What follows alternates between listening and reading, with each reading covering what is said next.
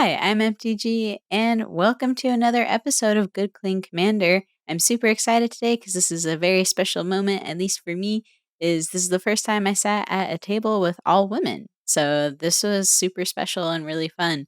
And the other thing too that I really appreciate is how responsive you all have been with just adding the likes and the comments in the last video that we did. Meant a lot, and everyone, warm the coggles of their heart. Anyways, if you all would please keep doing that and supporting us, it means a lot. I just want to say too, before we get started in this video, I am playing with Lulu Loyal Hollyphant, but the build for this is a little bit different than what I had in my EDH deck tech, just because I've been experimenting with different backgrounds for Lulu. And so for this one, instead of doing the flicker effects and having kind of a sub-flicker theme, I'm mostly going with just like Hecka aggro punch face. So you'll see what my background is in a second. So I'll stop rambling here and let's watch the game. Chelsea is playing Arahbo, Roar of the World. And in her starting hand, she has a Plains, Ash Baron, Rampant Growth, Feline Sovereign, a Forest, Leonin Warleader, and a Silencia Charm. Ginger is playing Rienne, Angel of Rebirth. And in her starting hand, she has a Cinderglade, Windswept Heath, Nature's Lore, Tomb of the Guild Pact, Rhythm of the Wild, Lenore Autumn Sovereign, and Gisela Blade of Gold Knight. I am playing Lulu Loyal Hollyphant with her background as Flaming Fist.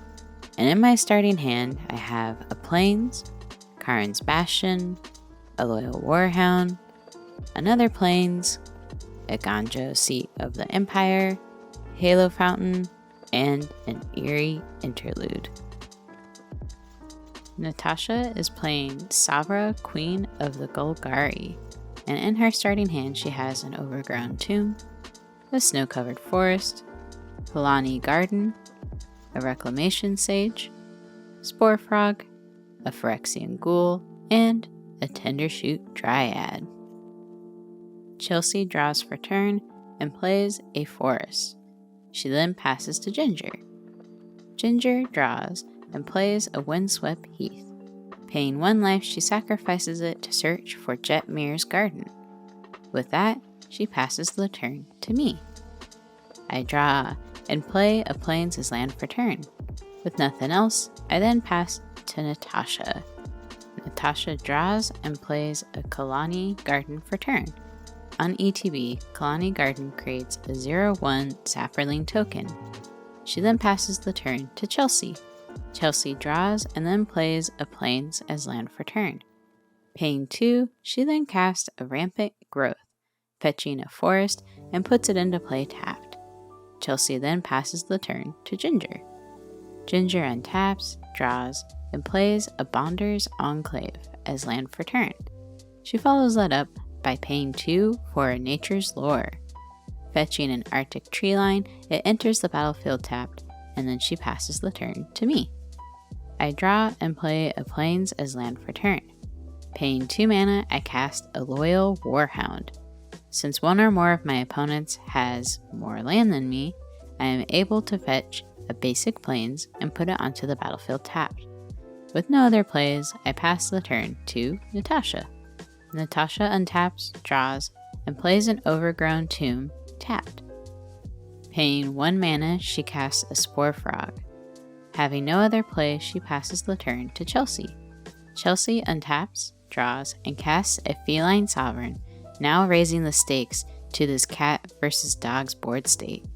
She then passes the turn to Ginger. Ginger untaps, draws, and then pays 3 for a Cultivate. Fetching a basic mountain and Plains, she puts the mountain into play tapped and the Plains into her hand. Since Ginger has not played a land for turn, she then plays the Plains she grabbed from Cultivate. Ginger then passes the turn to me. I untap, draw, and play a Karin's Bastion as land for turn. I then pay 4 and cast Hero of the Bladehold. I move to combat, and seeing that Ginger has no blockers, I swing at her for 3 damage with my Loyal Warhound. Having no responses, she takes the 3 damage. I then pass the turn to Natasha. Natasha untaps, draws, and plays a snow-covered forest as land for turn. She then pays 3 mana for a Phyrexian Ghoul. She then passes the turn to Chelsea. Chelsea untaps, draws, and plays a Plains as land for turn. Paying 1, she casts a Soul Ring. Chelsea then decides to move to combat and swings her Feline Sovereign at Ginger for 2 damage. Ginger with no creatures or responses takes 2. Moving to her second main phase, Chelsea then casts a Farseek to fetch a Plains and puts it into play tapped. Having no other plays, she then passes the turn to Ginger. Ginger untaps, draws, and plays a Cinderglade as land for turn. Paying 3, she casts a Rhythm of the Wild, and follows that up by paying 3 more mana and casts Marith, Will of the Wild. It enters the battlefield with a +1/+1 counter on it for each mana spent to cast it. Rhythm of the Wild gives each non-token creature that ETBs Riot. So this means Ginger can give Marith a additional +1/+1 counter or haste. She chooses to give it an additional +1/+1 counter, making it a 4/4. Now happy to have a blocker on the board, Ginger passes the turn to me. I untap, draw, and play an Iganjo, Seat of the Empire, as land for turn. Then paying 4, I follow that up with an Archangel of Tithes. When Archangel is untapped, my opponents have to pay 1 mana for each creature attacking me or a planeswalker I control. If she is attacking, my opponents have to pay 1 mana for each of my creatures they want to block. Moving to combat, I swing with Hero of the Bladehold at Natasha and my Loyal Warhound at Chelsea. On attack, Hero makes 2 1/1 soldier tokens. Additionally, Hero gives each creature attacking with her a +1 to their attack power. This means the tokens are now 2/1s and Loyal Warhound is a 4/1. Natasha decides to take 7 damage and Chelsea is unable to block, so she takes 4. Having no other plays, I pass the turn to Natasha. Natasha untaps, draws, and plays a swamp as land for turn. Paying 4, she casts her commander, Savra, Queen of the Golgari. Not wanting to attack, she decides to skip combat and passes the turn to Chelsea. Chelsea goes through her upkeep, draws, and plays a Fronland Felidar for 4 mana. Realizing we missed the trigger last combat, Chelsea's commander, Arahbo, Roar of the World, has Eminence. This means it can give another cat +3/+3 until end of turn, even if it's in the command zone. Moving to combat, Chelsea gives Feline Sovereign a +3/+3 until end of turn, making it a 5/6. She then swings at me for 5 damage and pays the 1 to attack. I declare Archangel as my blocker, but before damage is dealt, I cast Ephemerate, which removes it from combat by exiling it and returning it to the battlefield. Post-combat, Chelsea plays an Animal Sanctuary as land for turn. She then passes to Ginger.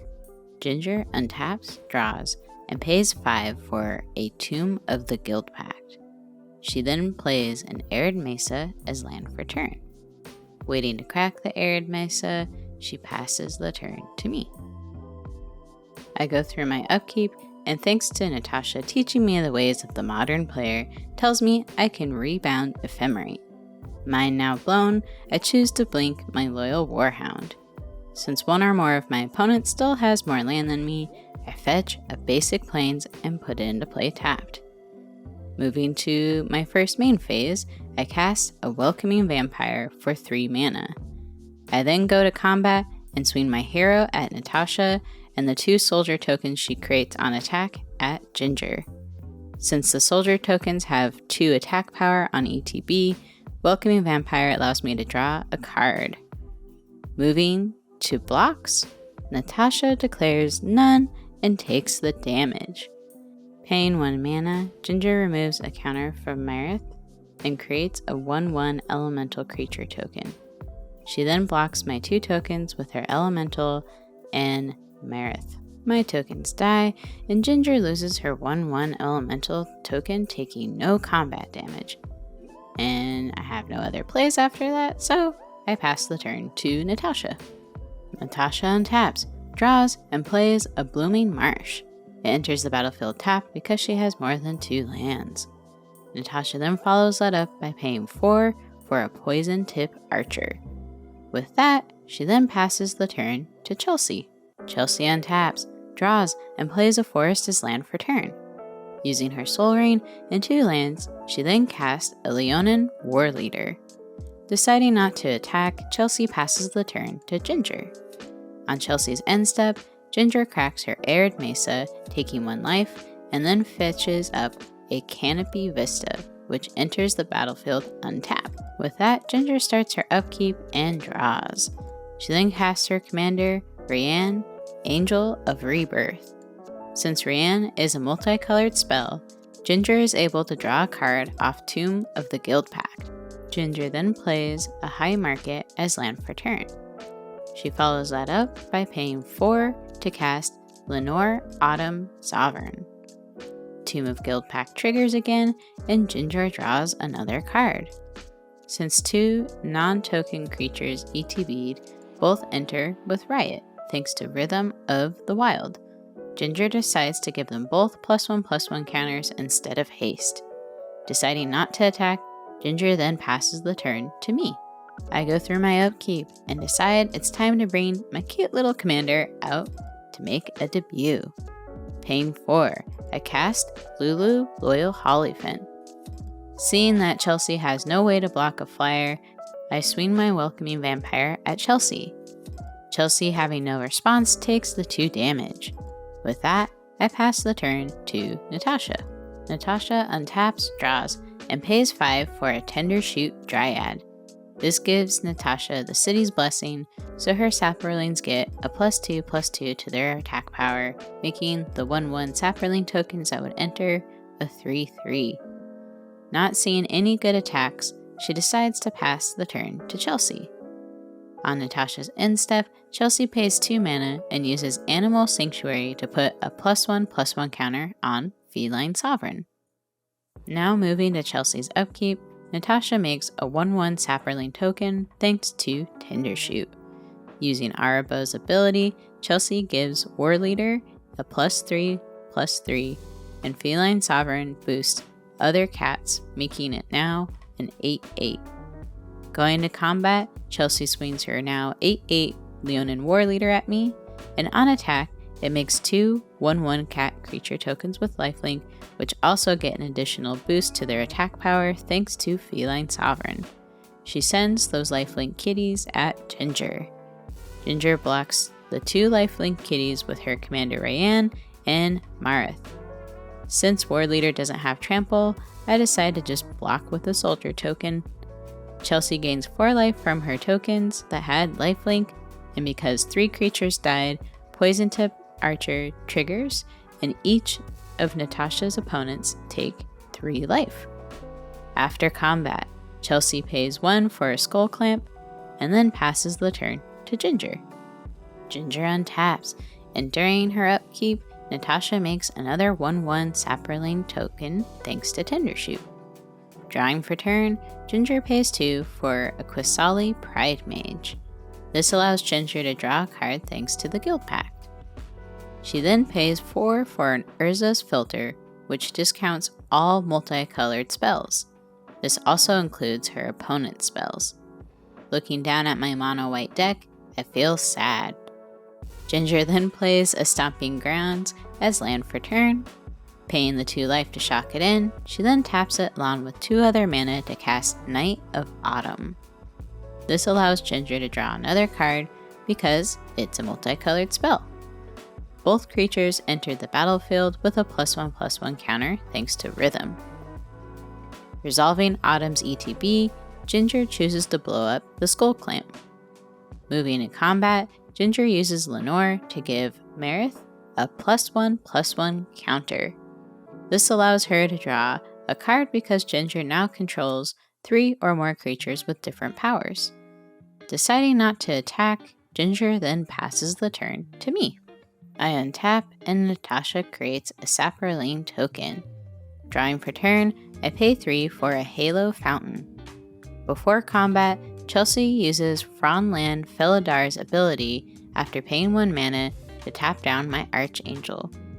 I respond by using my Halo Fountain to untap my Archangel. This allows me to make a 1/1 citizen creature token in addition to untapping my Angel. Since Chelsea has no other creatures with Vigilance, she can't tap my Angel down again. Moving to combat, I swing Hero and Archangel at Natasha, and my Welcoming Vampire along with Lulu at Chelsea. And finally, my Loyal Warhound at Ginger. On attack, the tokens I make are also sent at Ginger, which triggers Welcoming Vampire, and I draw a card.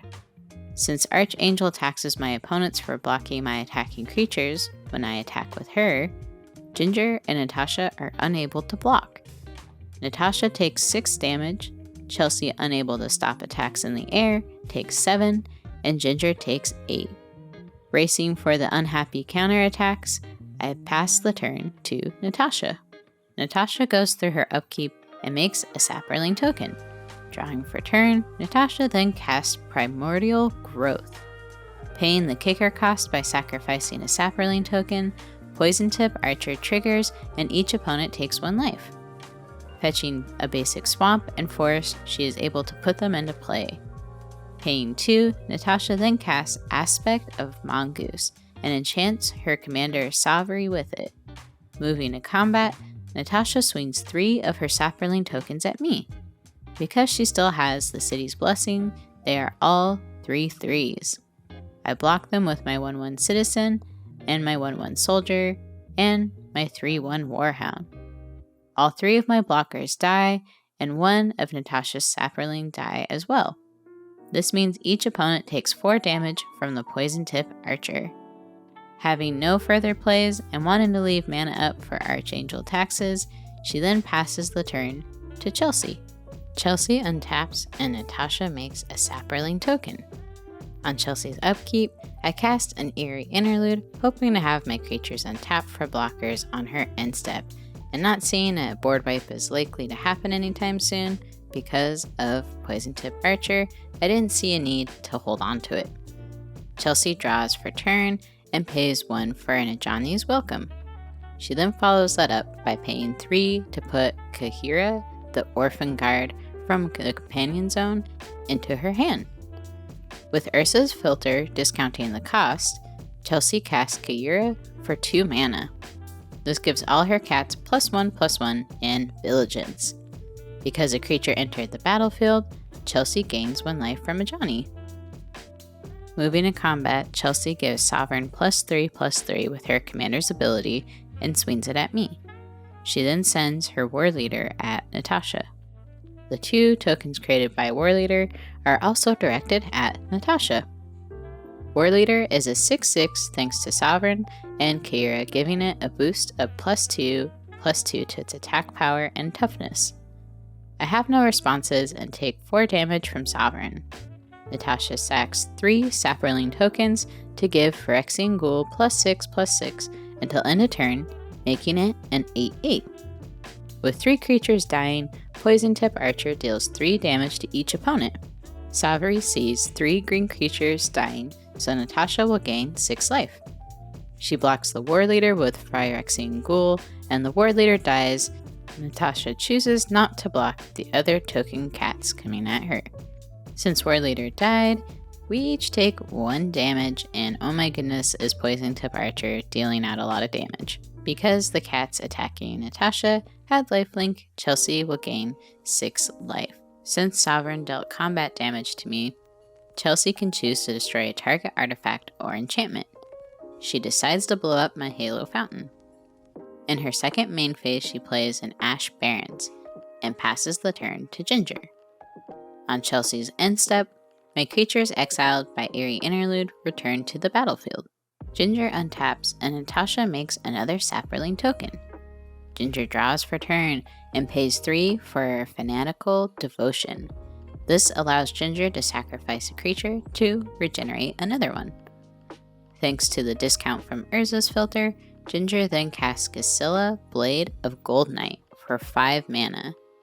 Gisela doubles the damage dealt to her opponents and her opponent's creatures, and it halves the damage dealt to her and her creatures. Ginger chooses to have Gisela enter with a +1/+1 counter.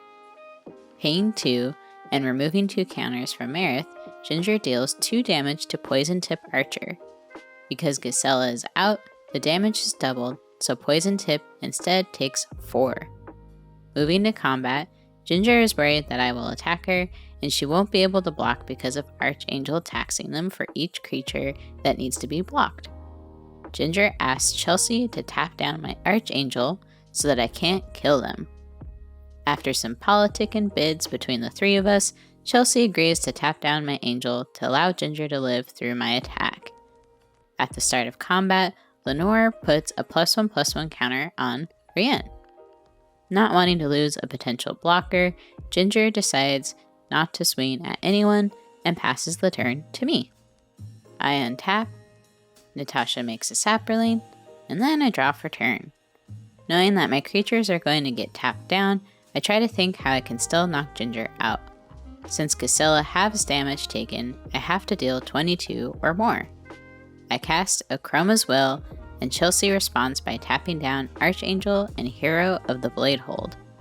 In hindsight, since I knew that was coming, the better play would have been to respond to Chelsea with Akroma's Will instead of casting it pre-combat. I will blame the heat wave that was going on during this recording. I swing at Ginger with Lulu and Welcoming Vampire. Since the 2 soldier tokens won't do any damage to Ginger because of Gisela, I send them at Chelsea for tapping down my creatures. Lulu and Welcoming Vampire deal 4 damage to Ginger, and the soldiers deal 4 damage to Chelsea. Since Akroma's Will gave my creatures lifelink, I gain 8 life. Underwhelmed by the impact of my play, I pay 2 and cast a Marble Diamond. With nothing else to do, I sadly pass the turn to Natasha. Natasha untaps and makes a Saproling Buddy, and then draws for turn. She then pays 6 for Bolus's Citadel. While Bolus's Citadel is on the stack, Ginger discusses with the table that she can sacrifice Quasali Pride Mage and target it at the Bolus's Citadel next time she has priority. Natasha then looks at the top card of her library and plays a Forest. Ginger is unable to respond to the forest being put in play, and Natasha takes another look at the top of her library and decides to leave that card on top. Paying 2, she then casts Zolaport Cutthroat. Ginger responds to the cast by paying 1 mana and sacrifices Quasali to destroy Bolus's Citadel. It resolves, and Natasha has no responses, so the Citadel is destroyed. Ginger's commander allows her to return Quasali to her hand at the beginning of the next end step. Moving to combat, Natasha swings 3 Saproling tokens at Chelsea for a total of 9 damage. Chelsea blocks 1 of the Saprolings with her Sovereign and then takes 6, which is then doubled because of Gisela for a total of 12 damage. This also means the damage Sovereign took was doubled, so it dies too. Because a Saproling died, each opponent loses 1 life, and Natasha gains 1 life due to Zolaport Cutthroat's trigger. Natasha then passes the turn to Chelsea. Chelsea untaps, and Natasha makes another Saproling token. Then Chelsea draws for turn. Deciding it's time for her commander to make an appearance, she casts Arahbo, Roar of the World. When it ETBs, Ajani's Welcome triggers and she gains 1 life. Arahbo then gives Kahira +3/+3 until end of turn. Deciding to give it a little bit more of a boost, she pays 3 mana to give Kahira Trample and another +6/+6 to its attack power with her commander's ability. Moving to combat, Chelsea swings the Kahira at Natasha and the 2 1/1 lifelink kitties at me. I block the lifelink kitties with my soldiers, and Chelsea gains 4 life because damage is still doubled. Natasha blocks with 1 Saproling token and takes 9 damage. Since a creature died, Zolaport triggers and each opponent loses 1 life and Natasha gains 1. During her second main phase, Chelsea plays a Terramorphic Expanse and cracks it to fetch a Forest. She then passes the turn. Natasha points out that she has the ability to sack 5 creatures and take out Ginger. Ginger tells Natasha she will kill her own Gisela if she's allowed to survive. Natasha, saying this as a good way for Ginger to deal damage to her opponents, chooses not to kill Ginger. Ginger cautiously untaps and Natasha makes another Saproling token. Drawing for turn, Ginger then casts Quasali Pride Mage and she chooses it to enter with a +1/+1 counter. Paying another 2 mana, Ginger casts a Knight of New Alara, which is discounted from the Urza filter. She also has this creature enter with a +1/+1 counter. Ginger then draws 2 cards because both creatures cast were multicolored spells. Ginger moves to combat, and since Natasha can kill Ginger by sacking at any moment, and I tried to knock Ginger out on my last turn, she moves to combat, voicing the intent to swing at me and try to knock me out of the game. Before combat steps begin, I asked Chelsea if she can tap down Ginger's creatures because she's gonna need my help dealing with Ginger's board. Chelsea agrees that she will need my help and taps down Ginger's commander. Continuing to combat, Lenore puts a +1/+1 counter on Gisela. Then, Ginger swings Gisela at me, and I decide to double block with Lulu and Welcoming Vampire in case Ginger had any combat tricks. Ginger had no combat tricks, and both of my creatures die. With that, I put Lulu into the command zone. During Ginger's second main phase, she says she's following up on her promise to Natasha to get rid of Gisela and cast Momentous Fall, targeting Gisela. Gisela is a 9/9 thanks to the boost from the Knight of Alara and her commander. Because of this, she's able to draw 9 cards and gain 9 life when Gisela is sacrificed for the spell cost. She follows that up by paying 3 and then casts Mycoid Shepherd. This provides her a source of life gain whenever a creature with 5 power or more dies. It enters the battlefield with a +1/+1 counter. Since this is another multicolored spell, she also draws off of Guild Pack.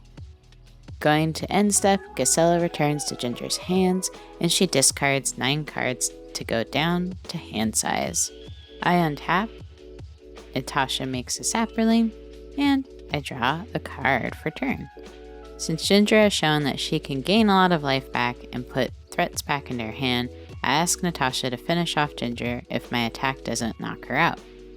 Natasha agrees, and after that, I pay 1 to cast Paladin class. I pay 3 to level it up, giving all of my creatures a boost of +1/+1 to their attack power and toughness. Paying another 3 mana, I cast Adeline Resplendent Cathar. When she ETBs, her attack power is 4. Moving to combat, I swing Hero and Archangel at Ginger. On attack, Adeline makes 3 tapped and attacking 1/1 warrior tokens, and Hero makes 2. Since Hero is attacking, each other creature attacking with her gets a +1 boost to their attack power. With my anthem giving each creature a +1/+1 as well, the 5 1/1 tokens are now 3/3s. Since Archangel is attacking, Ginger has to pay 1 mana for each creature she wants to block. Unable to pay enough in taxes, and not seeing a way to gain enough life, Ginger declares no blocks and takes 23 damage, and she is KO'd. Adeline, because she sees the other creatures entering the battlefield, is now a 9/5. Having no other plays, I pass the turn to Natasha. Natasha untaps, makes a Saproling, and draws for turn. With my shields down, and not having to pay 1 to attack me because Archangel is tapped, Natasha moves to combat and swings 5 3/3 Saproling tokens at me. I could only block 1 with Adeline, and 12 damage is able to get through.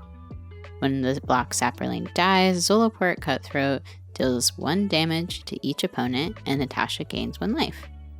During her second main phase, Natasha casts Liliana Death's Majesty for 5 mana. She follows that up by paying 3 for a Reclamation Sage. When it ETBs, she can destroy a target artifact or enchantment. She selects my Paladin class. I have no responses, so it's destroyed. Adding a loyalty counter to Liliana, she makes a zombie creature token and mills 2. She mills a Crypt of Agademe and a Crux of Fate.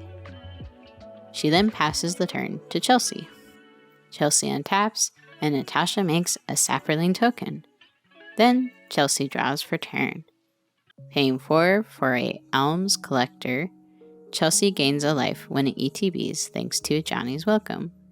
She follows that up by paying 2 for a Silencia Charm and exiles Adeline. Chelsea boosts Kahira with Abro, giving it +3/+3 until end of turn.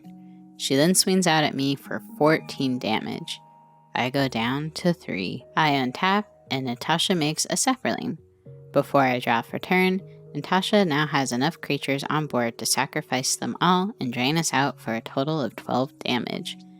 Chelsea and I are both knocked out of the game, and Natasha wins! GG, congrats on the win. Hope you had fun watching, and oh my goodness, that was some shenanigans that went down.